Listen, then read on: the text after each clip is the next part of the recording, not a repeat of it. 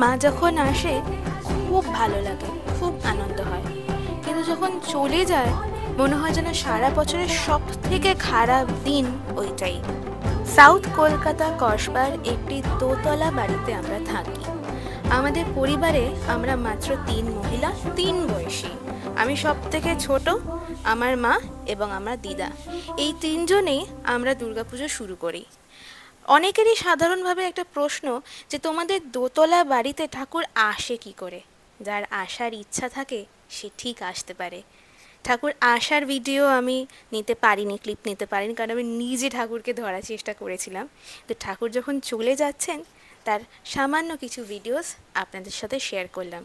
মা আসতে চাইলে সত্যি মা দোতলা বাড়িতে দোতলায় আসতে পারে, দোতলা 3 তলা যে কোনো তলায় আসতে পারে। চাইলে মা পাতার ঘরেও যেতে পারে, আর না চাইলে রাজমহলেও যাবে না।